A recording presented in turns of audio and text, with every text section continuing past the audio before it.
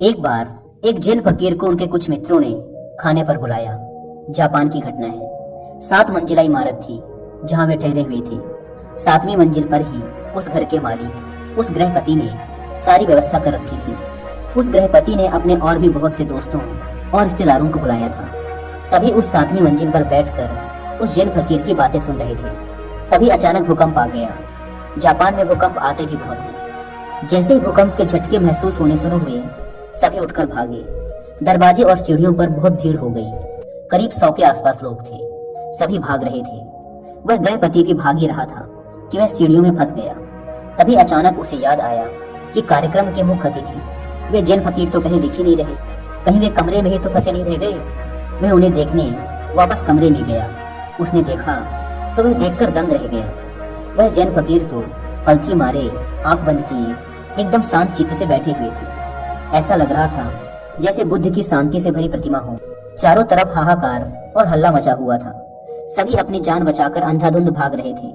Building में भी भूकंप के झटके महसूस हो रहे थे, लेकिन यहाँ यह फकीर तो बिना विचलित हुए ध्यान में मग्न थे। उस फकीर के चेहरे की शांति उस गृहपति को अपनी ओर चुंबक की तरह खींच रही थी। उसका रूप, उसकी शांति, उसका आनंद सम्मोहित कर लिया गृहपति को। खींचा चला आया जैसे कोई चुंबक से खींचा चला आता है। आकर बैठ गया फकीर के पास। भूकंप आया और गया। कुछ देर बाद जिन फकीर ने अपनी आंखें खोली और भूकंप की वजह से जिस जगह पर उनकी बात रुक गई थी, उसी जगह से उन्होंने अपनी बात दोबारा शुरू की।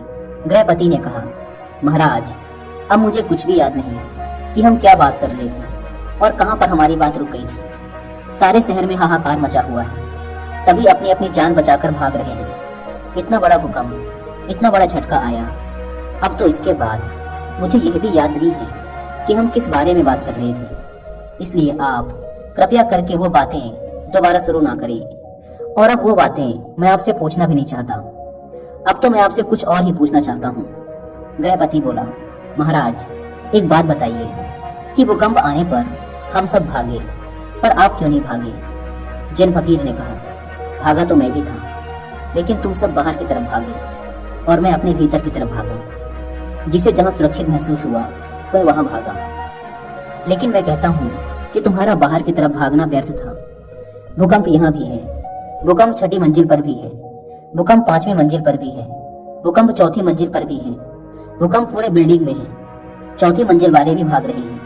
3री मंजिल वाले भी भाग रहे हैं। 2री मंजिल वाले भी भाग रहे हैं। जो सड़कों में है वो बिल्डिंग की तरफ सुरक्षित स्थानों पर भाग रहे हैं। सब भाग ही रहे हैं। जिसे जहाँ सुरक्षित लग रहा है वह वहां भाग रहे हैं। मैं भी भागा, अपने भीतर की तरफ भागा। मुझे अपने भीतर भागना ही सुरक्षित लगा। मैं अपने मन के भीतर एक ऐसी जगह जानता हूँ जहाँ कोई भूकंप नहीं पहुँच सकता।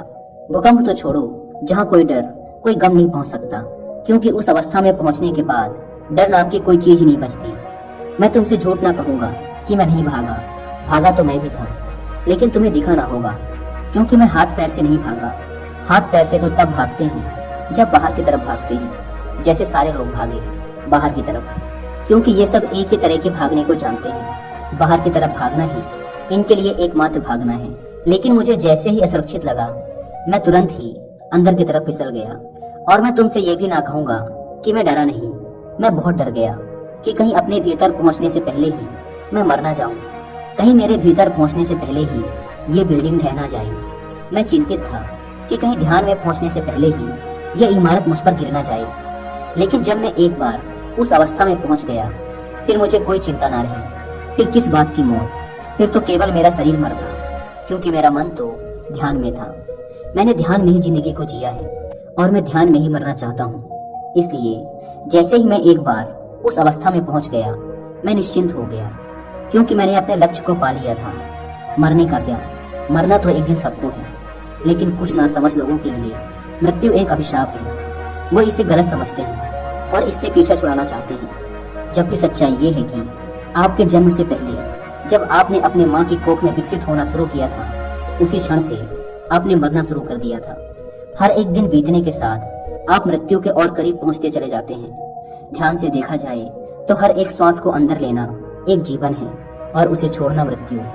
जिस प्रकार सूर्य का उदय होना इस बात को पक्का कर देता है कि उसका अस्त भी होगा, उसी प्रकार हमारा जन्म भी इस बात का संकेत है कि एक दिन हम सभी मृत्यु को प्राप्त हो जाएंगे। दोस्तों, अगर आप मृत्यु पर एक योगी के विचारों को जानना चाहते हैं या फिर ये समझना चाहते हैं कि वे लोग जिन्होंने अपनी जिंदगी के कई साल जीवन और मृत्यु को समझने में बिता दिए, उनका मृत्यु के विषय में क्या विचार है, तो इसके लिए मैं आपको एक बुक रिकमेंड करूंगा जिसका नाम है death an inside story by सदगुरु जग्गी वासुदेव।